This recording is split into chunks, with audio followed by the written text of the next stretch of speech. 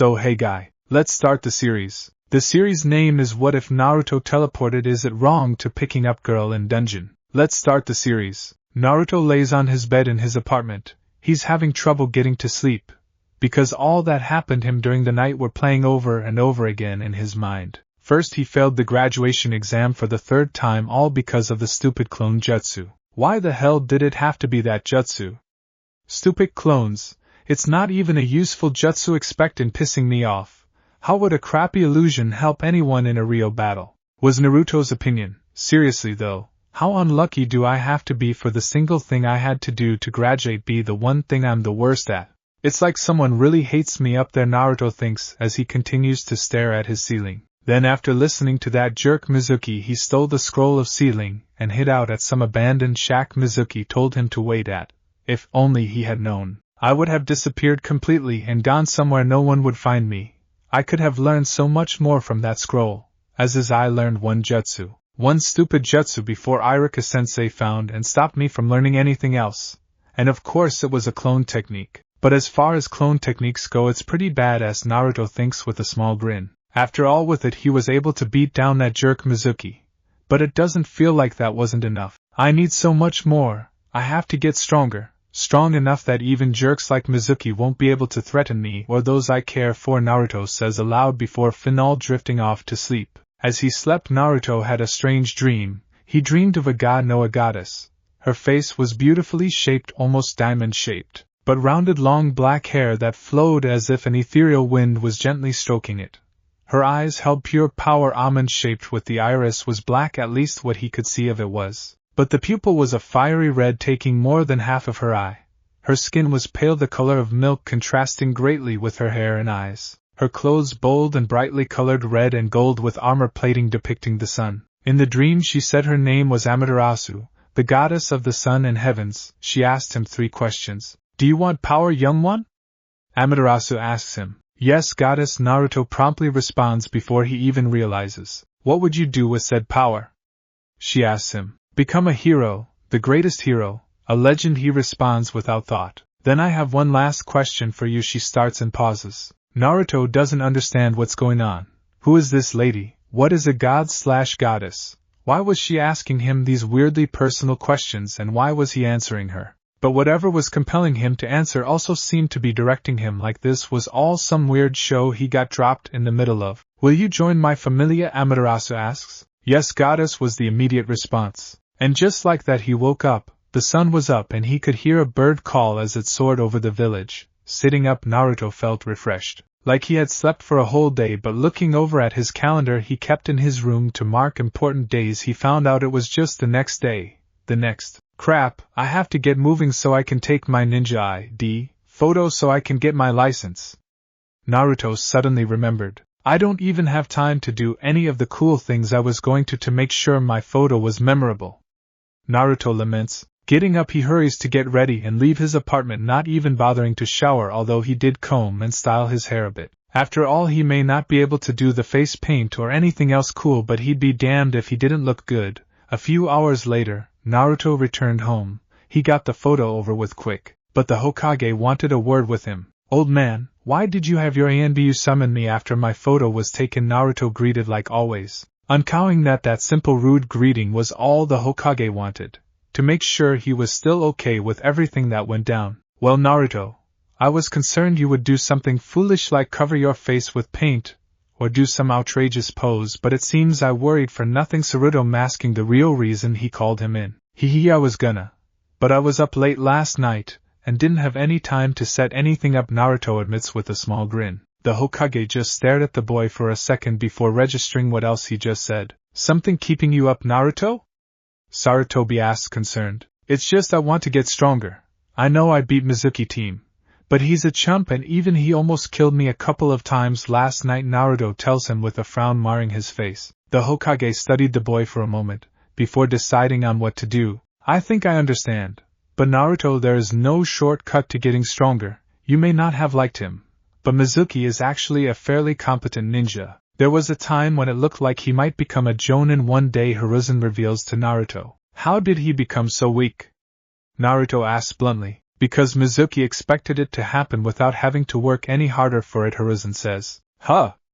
Naruto questions. Look, Naruto-kun, most people start to get good at what they do and they expect if they just keep at it like they have been doing things that things will magically all work out for them, Hiruzen says. But it doesn't?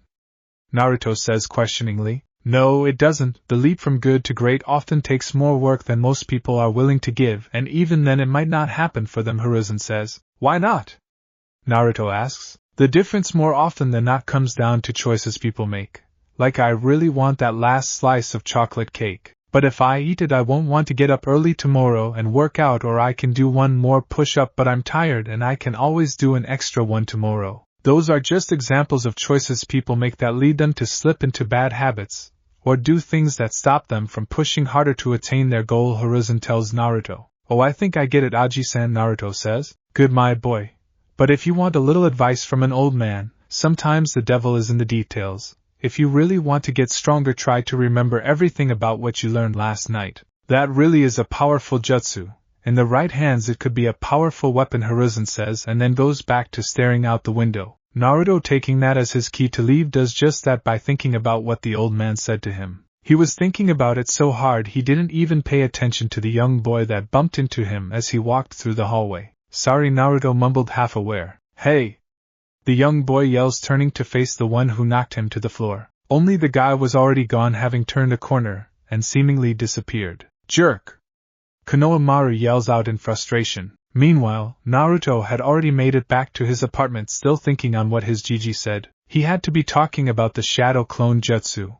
But what about it, Naruto wondered. However, all thoughts of the jutsu were derailed as he took a look at what awaited him in his bedroom. Wow! Naruto yells excitedly as he rushes towards his desk. Sitting on his desk by his bed was a brand new computer. He had always wanted a computer, but they were so expensive that only clans and wealthy merchants had one in their home, and even then it was only a few of those. Like of his classmates, Sasuke was probably the only one that he might think would have one, but he wasn't sure. Honestly, he didn't know most of his classmates, at least not well enough to know what they had. As Naruto checked it out, he started fooling with the mouse, and the computer suddenly popped on. Wow! Naruto yells excited. He didn't even have to wait long for it load up before. Is it wrong to try top pickup girls? Naruto reads part of the screen. What kind of crap game is this? He wonders. Must be one of those eroge games I read about in that magazine, Naruto thinks. Despite what Naruto says, he's a perv. A big one actually, I mean, come on, he is the one and only inventor of the sexy jutsu and had already figured out how to incorporate shadow clones into it to make it even better. He claims it's to bust perverts, but it's really because he's a big little pervert himself. After all, they say it takes one to know one. That said, as he looked at the forms on the screen and even ogled the ladies on it, he was hoping for an adventure game or a fighting game. That's what he was really into and always wanted to play one. As he looked at the screen, he accidentally clicked on it, and the screen went black. What the hell? Did I break it already? Naruto screams mentally and was about to do so verbally when he was suddenly sucked into the monitor. Where am I? What's going on? Naruto shouts, freaked out by being sucked into his brand new computer. Hello again, Naruto-kun greeted a familiar voice. Suddenly from out of the darkness walked in the supremely beautiful woman from his dream. It's you! Naruto yells as he points. Yes, Naruto-kun, did you enjoy your gift? The goddess asks. Naruto just nods, unsure how exactly he should even answer, but somehow knowing she was the one that gave him the computer. Good, there were other means of bringing you here to me, but this way allows you to be with me as part of my familia and yet stay a part of your world, she tells him. That's when Naruto asks a very important question. Why me? Naruto asks. To answer that, I need you to follow me, she says as she turns to go back the way she came. As she does, lights flicker and Naruto can see they're lit upon torches and they're standing on some kind of fancy floor that he'd never seen or felt before. Walking behind the goddess, and Naruto can see what she's wearing better. Gone is the armored dress, and instead she wore a red leather shirt with armored padding on the shoulders and gold bracers on her arms. The bracers were not big and bulky but light and molded just for her, and they appeared to have some kind of scaled pattern similar to a snake's but bigger. When they got to their destination, which was the end of what turned out to be a hallway that seemed to lead outside, Naruto got a better view of where they were. Welcome to Oreo, Naruto-kun, Amaterasu tells him. They were up high enough where Naruto could see practically everywhere, It reminded him of Konoha, only less green and a lot more buildings of a strange design. Honestly, it was beautiful, but he needed to see more and up close. Oreo is a special city built around a dungeon. In this city, gods have come from the heavens to be among you humans to watch as they grow and change. Our favorites are the adventurers who become our family, or familia as it's called in this world. The adventurers flock here to find fame, fortune, live out their wildest dreams, and some to be heroes. That's where you come in, Naruto-kun. The age of heroes in this world is about to begin again, and I have a need for a hero of my own. You have the potential to be the greatest hero, Naruto-kun, both here and in your own world, Amaterasu tells him. How would this work? Naruto asks. You'll travel between worlds using the computer I gave you and the game to come here once the day is over in your own world. Once here you go to the dungeon to kill the monsters that appear in the dungeon, and once you're done at night you will go to sleep in a bed at our familia's home base. When you wake up you'll find yourself back in your home world, refreshed and ready to start a new day. As you get stronger you will go deeper into the depths of this dungeon. But you'll have to have help in the form of other adventurers to go deeper. I will also help you as my goal is to have the strongest familia in Oreo, Amaterasu tells him. How will I get stronger? Naruto asks. Well, first adventurers can gain the ability to use magic, kind of like your ninja jutsu. In fact, the magic I am going to grant you is based off the jutsu you learned last night called Doppelganger, which is a more advanced form of your shadow clone jutsu, Amaterasu tells him. Clones. Why can't I get something cool like exploding fireballs? Naruto complains. Naruto, while those would be cool, your clone jutsu is also extremely cool and useful. The dungeon is a terrible place to be if you're by yourself. Unfortunately, I am new to Oreo, so I don't have any other familia members except you for now. Eventually that will change. But for now it's just the two of us, however. With the magic ability Doppelganger you will always have someone right there with you to watch your back, Amaterasu tells him. But clones are only good to take one hit, and then they go poof, Naruto tells her. Not Doppelganger. Whereas shadow clones divide your chakra so it depletes your chakra and is a weaker version of you. Doppelganger doesn't take any of your magic to create, and it's as strong, tough, and durable as you are. The only drawback being you can't create multiples of you. One is all you get, and once you use your magic up it will also disappear like a shadow clone would, only not by poofing out. It'll just fade away, Amaterasu explains. Can my doppelganger use magic too? Naruto asks. Yes, and before you ask, the doppelganger will start off with as much magic as you had when you cast it, she answers. So if I dispel it before it dies, do I get its remaining magic? Naruto asks. No, likewise you will not gain any experience or skills it may acquire. Every time you use a doppelganger literally becomes another person. It's just linked to you. It's like an extra pair of hands/eyes, she tells him. Okay, is that the only spell I will be able to use? Naruto asks. No, you can actually learn up to 3 magics. But since you're human, unless I give you one like I did with doppelganger or you save up money to buy a grimoire, you might not get any more magic, Amaterasu informs him. Where can I find a grimoire? Naruto asks. This building is called the Tower of Babel. It was placed on top of the dungeon so that the guild master can keep control of it. If you go down, there are 4 floors starting with the 4th floor up to the 8th floor, where you can find all types of shops for adventurers. There are also many shops out in the city that cater to adventurers and non-adventurers as well. But finding a grimoire that will allow you to do magic is rare, Naruto-kun, and very expensive. You will have to build up a lot of Valis, which is the currency in this world, she answers. Valis? How do I do that? Naruto asks. By going into the dungeon and defeating the monsters. The monsters drop items that can be exchanged at the guild's main building called Pantheon. They also do other services for adventurers there, including advise them, and giving new adventurers weapons and armor for a small price, which I will give you. After all, I plan to make you my captain, Naruto-kun, Amaterasu tells him. Captain? Naruto questions. The gods of Oreo create familias and are called the founders of their familia. In your world you would call them clans, only familia aren't related by blood. Of course we gods have our favorites, and they are usually their strongest children that help the god run the familia and are called captains. I'm making you my captain, which means you have to grow strong, Naruto-kun, and help me find other members of our familia so that we can grow strong together and become the top familia in Oreo, Amaterasu answers. Hi, Amaterasu-sama, Naruto answers. Now none of that, Naruto-kun. Continue to call me by name, or if you must, Amaterasu-chan or Amaterasu-chama, she directs with slight teasing grin. Hi, Amaterasu-chan, Naruto replies. Good, One of the things I like about you, Naruto-kun, is you treat everyone the same, although you need to be careful. Oreo is a lot like your village in that some people will not like it if you don't do the typical things like address us gods in a more formal manner, she warns. Naruto nods, knowing that could become a problem if he were to really become her captain.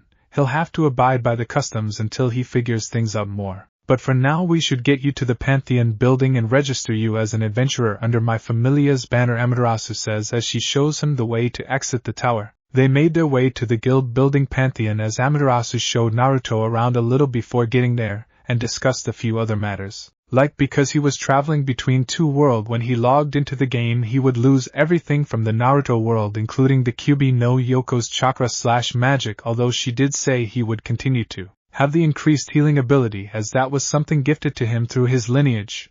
Though he didn't know what she meant by lineage, he would ask later. It worked the same for things from the adventure world as Naruto decided to coin it, however. What he could take was the training and physical abilities he would gain in both worlds even if he couldn't use the skills/jutsu/magic gained from them, so stuff like taijutsu, weapons training, although not jutsu or the actual weapons he might gain from either world. Sadly, once they got to the Pantheon building they were both able to fully register. Amaterasu established her familia as a legitimate familia of Oreo, and Naruto registered as an adventurer and member of Amaterasu's familia. Naruto was able to get an advisor that set him up with a katana blade, Amaterasu's suggestion, and a set of armor that was clearly meant to be replaced sooner than later. His advisor's name was Rose Fanet, and Naruto nearly fainted when he saw her initially, and hoped she would be his advisor, as she had beautiful flowing red hair and a tough personality, which Naruto is beginning to think is his thing, thinking back on his love of Sakura, or was it the hair? She then had him sit through an explanation of the dungeon and the monsters within. She then gave him a rough map drawing, but told him as he went about exploring he would have to fill in the details and whatnot. She then point blank told him she didn't date adventurers and that he shouldn't even consider asking her out on a date. Yeah, that kind of sunken he had to ask. So he did, and she rejected him harshly. Naruto did appreciate that she used her words and not her fists like someone else he knew. Still undaunted, Naruto told her, "Just you wait, Rose-chan, I'll get you to say yes one of these days."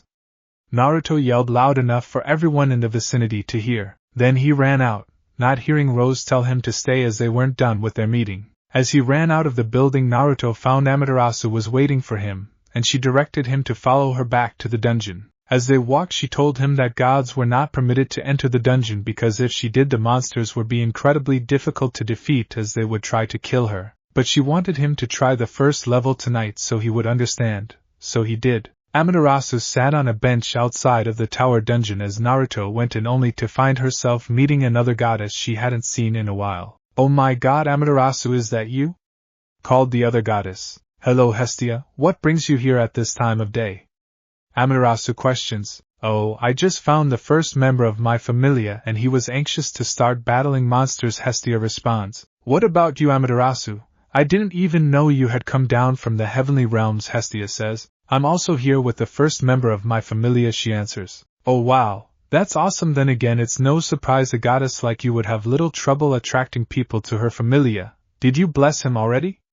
Hestia says. "Of course I would not send him into peril without giving him my blessing first," Amaterasu answers angrily. Okay, sorry, just it's important that we look out for them, you know. What race are they?"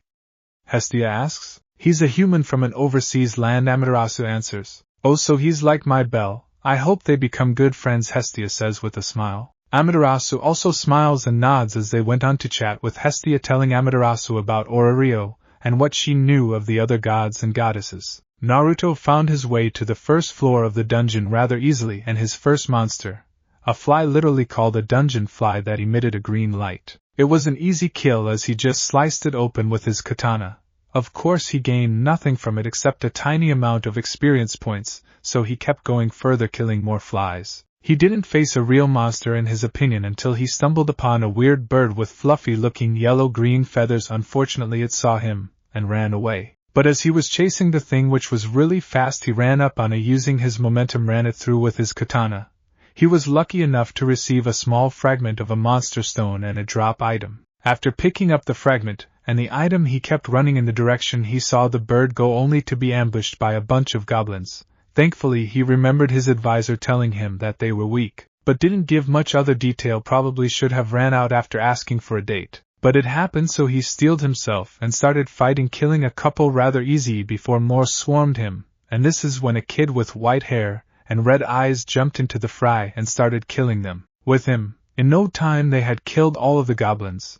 As they started picking up the stones and few drops, Naruto decided to introduce himself. The name is Naruto Uzumaki, and I'm going to be a hero. Naruto loudly proclaims. I'm Bell Cranel, and I'm going to be a too. Bell replies. Smiling, Naruto walked over and extended his hand, which Bell took as they both shook on it. Good to know. Do you want to team up for a bit and clear the first floor? Naruto asks, confident. Sure. Bell replies, happy to have met a nice person for once. Alright, how about we split the loot evenly 50-50? Naruto asks. Alright, Bell responds, happy. Okay, then let's get going. Naruto cheers as he starts walking forward. Naruto and Bell spend hours in the dungeon, even attempting the second floor on their first day, managing to kill a dungeon lizard before going back up the stairs and heading out of the dungeon, making a couple of more kills as they went. But Naruto never saw that bird again. He'll have to ask his advisor about it. As they walked, Bell was immediately accosted. Bell! Was all Naruto heard before tiny woman with huge boobs jumped on Bell. Naruto watched for a moment before seeing his goddess was waiting on him. I see you met Bell Cranel, Amaterasu says. Yeah, he helped me out when a bunch of goblins ambushed me on the first floor, Naruto admits. But you saw how dangerous the dungeon can be for rookies on their own? Amaterasu questions. Naruto nods. Good, that's all I wanted you to experience tonight, Amaterasu, besides walking away. Naruto. Hey, what's up? Naruto asks Bell. I just wanted to ask if you would want to team up again tomorrow? Bell asks. I might not be here until the afternoon, Naruto says. That's okay. I'm sure I can find other people to join until you come. I'll just be hanging out on the first floor again, Bell says. Alright, sounds like a plan. If I can get here sooner I will, Naruto says. Cool, see you later, Naruto, Bell says as he runs off. Naruto just waves and then runs off after Amaterasu. He soon caught up with her as she hadn't gone far. We should go back to the Pantheon building and exchange your stones and drops, Amaterasu says. Okay, Naruto agrees. Upon entering they found that there were a few adventurers, including Bell, who was talking to his advisor, that seemed to be giving him a lecture of sorts. Glad she's not my advisor, Naruto thinks, as she seemed like a female Irika type. For him it was a simple process of handing over his bag of stones and drops and collecting what they gave him. Apparently the free sword and armor they gave him weren't free. Part of his reward was assumed by the guild, and apparently as the only member of a new familia he was expected to pay the guild tax due monthly, and like rent they were expected to pay last month's as well as this month's. It just really pointed to the need for more familia members, although because he was basically a party of one, their tax was adjusted to reflect that. All that is to say that even with a couple of dropped items Naruto received 500 valis, which he split with his goddess. Needless to say it had been a day/night, and Naruto was exhausted. Honestly, he couldn't remember a time he felt so tired. Luckily Hestia had clued Amaterasu into a place they could rent for cheap. It wasn't much, it was a studio apartment in a building near the dungeon. Naruto of course got the couch, which he didn't mind since it wasn't like he would be technically sleeping there. However, before he went to sleep Amaterasu told him to expect a few gifts from her as thanks for joining her familia in his own world. It didn't take Naruto long to fall asleep. A jacket made do as a makeshift pillow. As he faded away Amaterasu promised things would get better. Next day, Naruto awoke bright and early, feeling completely refreshed. He stretched for a minute and then looked over at his desk. It was real, Naruto thinks as he sees the CPU there on his desk. However, laying beside it was a jutsu scroll and a sword leaning against his desk. Naruto was immediately drawn to the sword. Its sheath had a picture of a white wolf with flames surrounding its wings looking up at a sun. Grasping the sword, Naruto unsheathed it, finding a reddish-orange blade on a gold handle, with a white and gold tsuka. It was beautiful. Naruto held the blade for a minute, and then resheathed it, placing it back where it stood. He then looked at the jutsu scroll. It was a summons contract for wolves/Okami. Naruto carefully rolled it up, and then looked at the calendar in his room.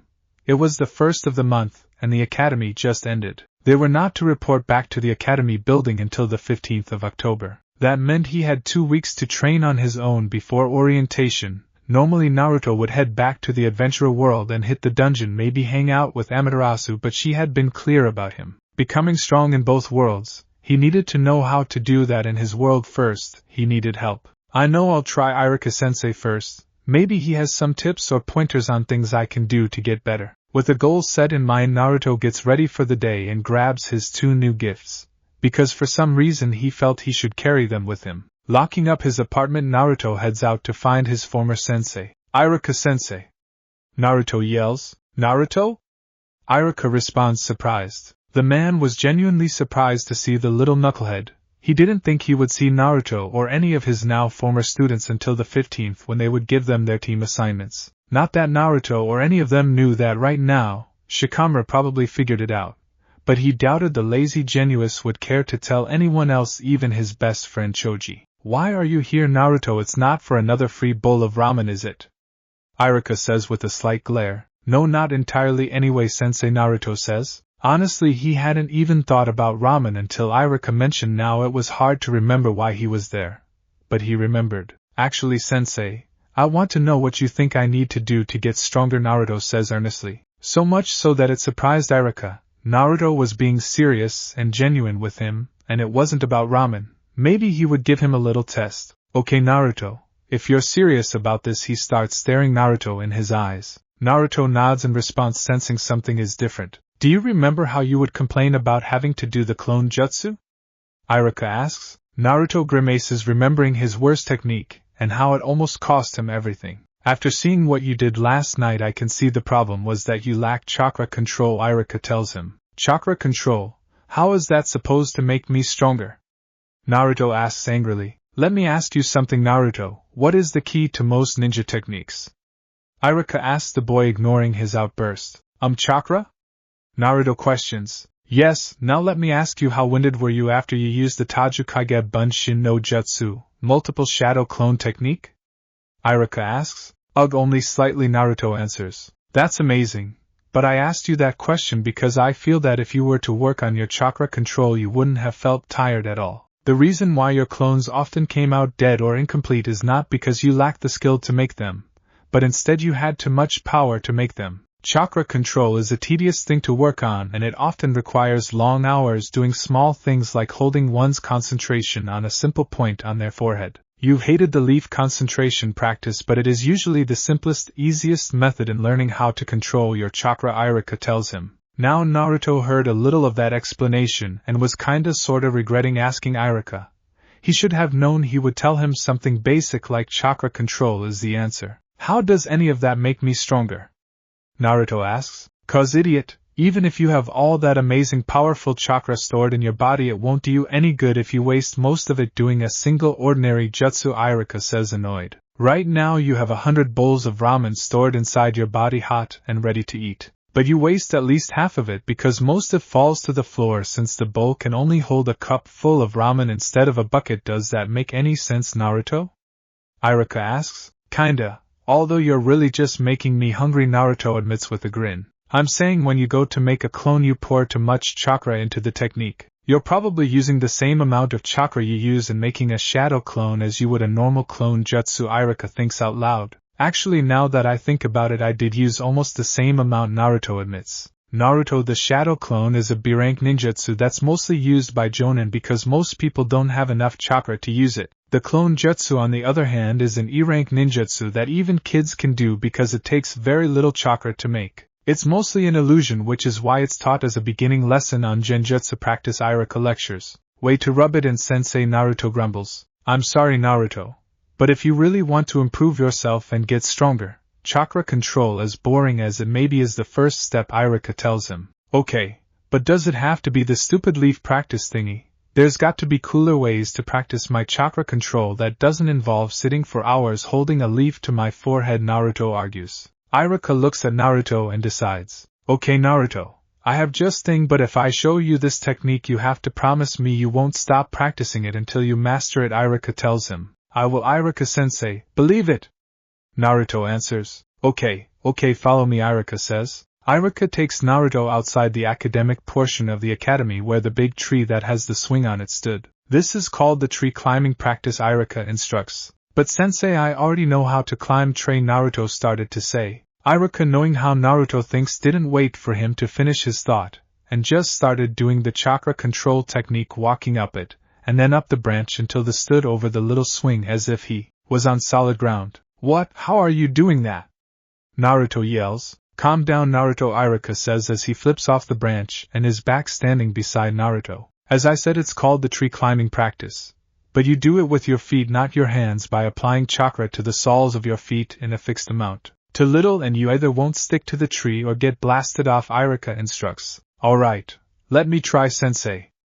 Naruto cheers. Alright, Naruto, now to do this, concentrate your chakra to the bottom of your feet. Not too much, not too little, then place your feet on the trunk of the tree. Once you feel you have the right amount of chakra, try to take a step up the tree, Iruka instructs. Okay, sensei, Naruto says. He places a foot on the tree trunk and pours chakra to the bottom of his feet. Unfortunately, it was too much, and had to jump back on the leg he was standing on to avoid the bark that exploded off the tree. See, that's what happens when you use way too much chakra. Now try again, only this time use less, way less, Iruka instructs. Yes, sensei, Naruto replies, eager to get it right. Naruto goes through the same process, only this time he slowly forced the chakra to his feet, moving his foot on and off the blistered trunk of the tree. Iruka watches for a bit as Naruto experiments, and figures out the right amount of chakra to use. Eventually he makes another attempt, and is actually able to stick on the tree. Alright, Naruto, now stay there for a minute and grasp how much chakra you're using through both feet. Using your left foot only, take a step forward, Iruka instructs. Okay, sensei, Naruto responds. Naruto does as instructed, disabling the chakra to his left foot, and then placing forward higher on the tree. Unfortunately, he doesn't get the right amount, and slips, losing concentration on his right foot. But instead of falling, Naruto performs a flip and lands on his feet. Looking over, Naruto sees Iruka was moving to catch him, but was a little too slow, so giving a toothy grin, Naruto without prompting tries again. This time he manages to move up the tree slowly, first the left then the right. Alright, Naruto, stay there for a minute. I want you to keep practicing, and once you're able to climb up the entire tree, that includes all the branches top and bottom, then come find me, Iruka instructs. Hi, sensei. Naruto cheers, feeling happy. Iruka watches for a few minutes and then goes back inside the academy building to finish doing what he sought out to do in the first place before Naruto interrupted him. Honestly, it was sooner than Iruka expected. Actually, he didn't figure he'd see Naruto at all, and that he'd have to go get him before he wore himself out, and then treat him to a couple of bowls of ramen. Sensei, I did it! Naruto cheered. You did what, Naruto? Iruka asks, wanting clarification. I made it all the way up the tree.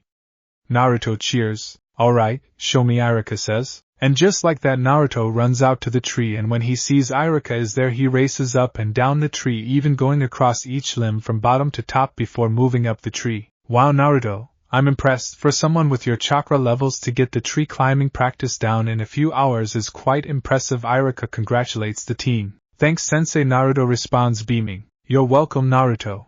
How about we celebrate by heading to Ichiraku's? I'm pretty much done with work today and can finish up tomorrow, so what do you say? Iruka says. Thanks, sensei. But I want to know if there is anything else you can show me? Naruto asks. He wanted to get stronger, and not just for himself. Amaterasu-chan was depending on him too. Naruto turning down free ramen. I think I've seen it all now, Iruka jokes. No! I mean, we can get ramen after you show me something else, can't we? Iruka thought about it for a moment. Well, he did show me he was serious about changing by working hard today with no complaints, Iruka thought. Okay, Naruto, you showed me something today. I only hope you continue to work hard, Iruka says. Of course, sensei, after all I'm going to be Hokage someday, Naruto responds with a smile. Alright, is there something you need help with or want me to show you? Iruka asks, expecting Naruto would want a jutsu. Now it was Naruto's turn to think. Jutsu was the first thing that came to his mind, but that's when he remembered. Sensei, can you show me how to use a sword? Naruto asks. A sword? Iruka questions. Yeah, check it out, sensei. Naruto then ran back to the classroom. Iruka decided to follow him. When he entered the classroom, Naruto was at the desk he usually sits in during class, holding a sword and a scroll. Deciding to see what was happening, Iruka walked up to the boy. Naruto, what's this? Iruka asks. My sword, Naruto answers matter-of-factly. I see that, Naruto. But when did you get a sword? Iruka asks. Ugh, it was a gift. Yeah, a gift, believe it. Naruto says. Alright, let me see it, Iruka asks. Naruto hands his teacher the sword. Huh, it's a sword alright, Irika thinks as he goes to unsheath it. Wow, it's nicely made too. Who in the village would be willing to give Naruto a sword this nice? And there's something different about it, Irika thinks, holding it. He swings it around about. But nothing special happens.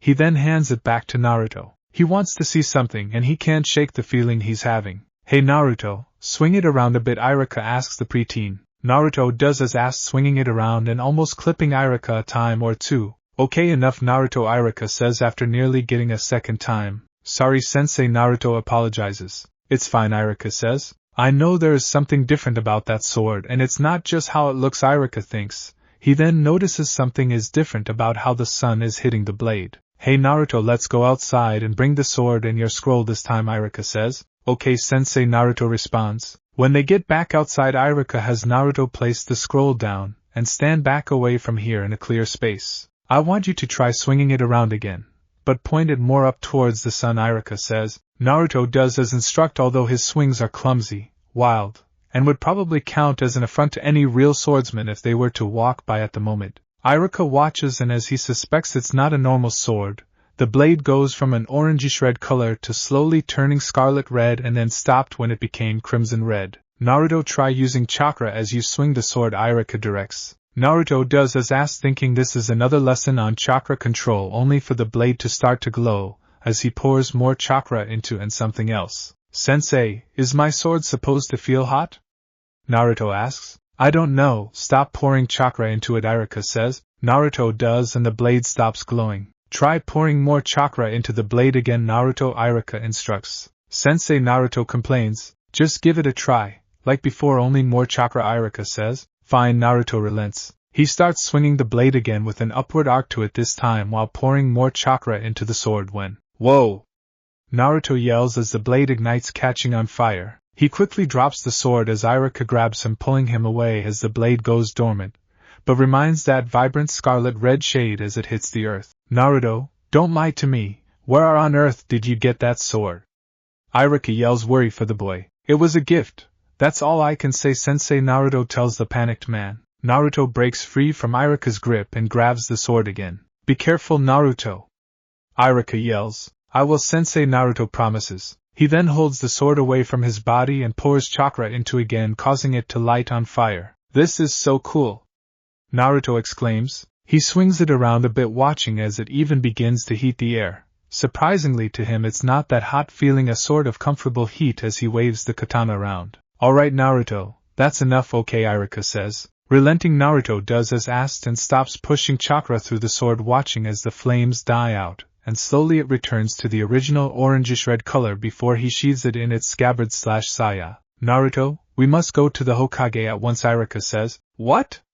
Why? What about my ramen? Naruto complains. Because I said so, Naruto. Now let's go and bring that scroll with you. I think it might be even more important than the sword, Irika says. Huh?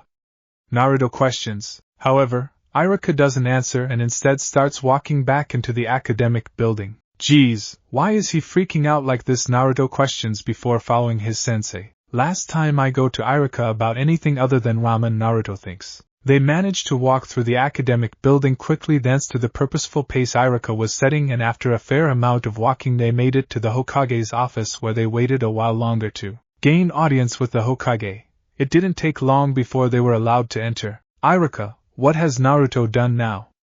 The Hokage questions, and here I thought the boy was starting to turn a corner, the aged man thought. I'm not sure, Hokage-sama. Naruto says he was given a couple of strange gifts. I just thought it best you learn of them now, Irika tells the Hokage. Gifts, you say? Sarutobi mutters. Go on, Naruto, show the Hokage, Irika orders the boy. Naruto steps forward holding the sword out, still sheathed in the scroll. The Hokage walks out from behind his desk and goes to inspect the items. Naruto-kun, may I take a look at that scroll? The Hokage says, more interested in it than the sword. Hokage-sama? Irika questions. Sure, Gramps, but be careful. I haven't even had a chance to sign it yet, Naruto says. You can trust me, Naruto, Sarutobi assures. He unrolls the scroll and sees it's a contract similar to his. This is indeed a summons contract, but not for a group of summons like the toad, slug, or snakes, the Hokage says as he reads over the scroll. Summons?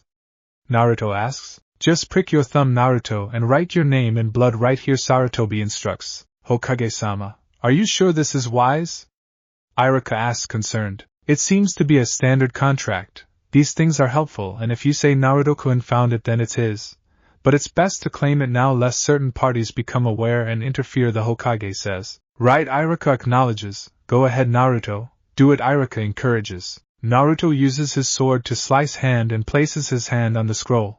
Everyone is shocked when the handprint transforms into a legible signature, and the scroll starts to burn. Naruto quickly drops the scroll, watching along with Iruka and Sarutobi as it burns until it's nothing but ashes. Then from the ashes a single white wolf pup with strange red markings appears. Naruto, I believe this is your new summons. This reminds me of when I first met Enma, Sarutobi reminisces. Although I'm not sure how Jiraiya-kun is going to like this. I'm pretty sure he wanted Naruto to sign the Toad contract like his father did, he also thinks. The pup gets up on 4 legs, standing about 1 feet 3¼ inches in height, over a foot in length. Greetings, Naruto. Huh, who said that? Naruto asks, confused. Who said what, Naruto? Iruka responds, I am speaking to you telepathically, Naruto. Tila, what's it? Naruto questions. Telepathy, Naruto-kun. It's a skill only advanced summons can do with their summon partners, Hiruzen says. The old man is right. I am speaking to you with my mind, the summons informs him. What's your name? Naruto asks. You may call me Takai, the summons answers. Takai, that's a cool name, Naruto says with a smile. Takai, meaning the next world, yes, Naruto. It would appear to be a fitting name, Hiruzen agrees. Well, Naruto, you should go get acquainted with young Takai. Don't forget about your orientation day on the 15th, Hiruzen says. Wait, Hokage-sama, what about the sword? Iruka reminds everyone. Oh right, well, I don't want Naruto-kun swinging a sword around the village haphazardly, someone could get hurt, Hiruzen muses. Come on, Gigi. I wouldn't do that, Naruto argues. I'm sure you wouldn't, Naruto. But just to make sure, tomorrow morning I want you to report to the Academy Training Hall. Someone will meet you there that will guide you, Hiruzen says. Thanks, Gigi, Naruto responds. Now run along and stay out of trouble, Hiruzen says. Yeah, I'm going, Naruto responds. He grabs the sword and walks out with Takai following. That leaves Hiruzen alone with Iruka. Do you think it's wise, letting Naruto keep a strange sword and even stranger summons? Iruka asks his leader. It's fine, I'll have someone familiar with the boy's ways handle him and determine if he should keep the weapon, Hiruzen says. Would I happen to know them? Iruka asks, curious. But before he could answer, Naruto came running back in with a lightly panting Takai. Iruka-sensei, you promised we'd get ramen. Naruto loudly reminds the man. Haha, I did, didn't I? Iruka responds. Well, Naruto says expectantly. Iruka, you shouldn't keep the boy waiting, the Hokage says. Right, okay, Naruto, let's go get your ramen. Iruka relents. Yeah, ramen! Naruto cheers as they walk out of the room. That boy, what will he get into next? Hiruzen thinks. A little later we find Naruto and Iruka at Ramen Ichiraku's after Naruto gorged on several bowls of ramen. Hey Naruto, Iruka says, getting the blonde's attention. Yes, Iruka-sensei, Naruto responds. You know, if you really want to get stronger you can go to the library. They have a wide range of subjects that you can check out books on, including ninja subjects. Now that you're a genin you have limited access to those subjects, and of course there is the Academy Library, Iruka suggests. Oh, come on, Iruka-sensei. Why do I have to go scrounging around some dusty old books for when I have you? Naruto responds. Because, Naruto, I might not always be around, Iruka says somberly. Oh, look, Naruto, part of being a ninja, a big part, is gathering information. You need to find methods of finding things out on your own so you will be prepared no matter happens in the future. Understand? Iruka says. Yeah, Naruto responds, looking down into his nearly empty bowl. Cheer up, I'm not going anywhere anytime soon. I just want you to get stronger, Iruka tells him. Yeah, I get it, Iruka-sensei, Naruto responds. Good, now finish your ramen. I'll see you around, Naruto, Iruka says as he leaves after paying the bill. Bye, sensei, Naruto says before he finishes his last bowl. But before he could leave, Ayame came out from behind the counter. Hey Naruto, who's this little guy? She asks. This is Takai, my new summons, Naruto boasts with a big smile. Summons, so he's not one of those Inuzuka Niken? Ayame questions. Ayame quickly backs away when the little wolf snarls at her. Sorry, Ayame, he doesn't like being called a dog, Naruto tells her. Then what is he? Ayame asks curiously. I want to know that. To loser came a new entrant to the restaurant. What are you doing here, dog breath? Naruto responds. Hey! Kiba yells, getting into Naruto's face. Kiba, calm down. Naruto, sorry for my brother's rudeness, says Hana Inuzuka, following her brother. Don't apologize to him. He's a fucking loser, which is why he failed the Genin exam for a third time, Kiba mocks. Slap. I don't care if he's your friend or not. But you will behave better than that, or I'll tell Mom how you were acting and I won't take you to Yakinikakyu to celebrate you becoming a Genin, Hana warns. Okay, sorry, Kiba replies half-heartedly. Knowing that was the best she was going to get out of him, Hana moved on to the reason she and Kiba stopped what they were doing and approached Naruto. Unlike her brother though, she knew it was a wolf. As a vet, it would be pretty dumb of her to not know that. But she also knew he wasn't an ordinary wolf. So you were saying he's a Hana fishes? Takai is a wolf summons. My wolf summons, Naruto pronounces. How's a loser like you, who isn't even a Genin, get a summons? Kiba yells. For your information, dog breath, I am a Genin. Iruka-sensei gave me his headband and everything, Naruto argues. Oh, no wonder the village was in an uproar the other night. Only Naruto or war could produce that amount of panic in the village, Hana thinks. He's right, Iruka-san was just here with him celebrating again. I am, Butson backing Naruto up. Alright, then where is the headband? I don't see you wearing it. Kiba continues arguing, pointing to his securely placed on his forehead like a real ninja. I didn't bring it with me, because I was doing some super intensive training. Naruto responds angrily. TSCH, let's go, Hana. This wannabe ninja is just lying like usual, Kiba says, dismissing Naruto. You'll see, Kiba. Just wait until orientation day. Naruto yells at Kiba as he leaves. Sorry, Naruto, Hana apologizes before also leaving. I hate that jerk. When I become Hokage, he'll see I'll make him perform the worst jobs I can find, Naruto threatens. Naruto stuck around a bit longer, talking with Ayam before heading out. He was going to think about maybe taking Iruka's advice and checking out the Konoha library. But he was anxious to get home and get back to the adventurer world. When he got home, Naruto made sure to lock up his apartment so no one could get in while he was gone, and almost locked out Takai, who he forgot about in his excitement about getting back to the other world. What do I do with you, boy? Naruto asks. I'm a summons, Naruto. Once you're gone, I'll go back to the summons world, Takai explains. Oh cool, how do I summon you again? Naruto asks. Come closer, Takai tells him. Naruto does as instructed. Takai bites him on his bicep. Ouch. Why'd you do that? Naruto yells. So I could give you a summons tattoo. Now all you have to do is place some blood on the tattoo and then place the hand with the tattoo on the ground and I'll appear, but you'll have to use a lot of chakra, Takai instructs. How much chakra? Naruto wonders. The form I take depends on how much chakra you use when you summon me. I use this form to meet my new summoner and learn about you. The next time you summon me I could be smaller or bigger, much bigger. It all depends on you and what you need me for, Takai tells him telepathically. Whoa, you read my mind, Naruto thinks, a bit startled. Yes, you do not need to speak when talking to me, Takai confirms for the boy. Okay, so how much chakra should I use to summon you in this form, and is talking to me in this way all you can do in this form? Naruto asks in his thoughts. To summon me like this again you would need to use what you used to make those shadow clones only 10 times at once, and this is one of my puppy forms. At this level it's just basic things like enhanced senses and one low-level fire jutsu, Takai tells him. That's so cool. I bet Akamaru can't do fire jutsu. I have to learn more jutsu. Naruto thinks. If that's everything I'll dispel now. Giving you that summoner's mark used up all the chakra I had, Takai tells him. Anything else I should know? Naruto asks. Yes, I expect a treat when you summon me, Takai says. What kind of treat? Naruto wonders. Meat was all that was said before Takai left in a puff of smoke. I guess that should have been obvious, probably wouldn't like it if I brought dog treats instead, Naruto muses. With that out of the way, Naruto proceeded to place the sword on his bed and then booted up the CPU. It took a few seconds and he was back staring into the scarlet-red eyes of his goddess. Welcome back, Naruto-kun, Amaterasu greets. Thanks, glad to be back, Naruto says with a smile.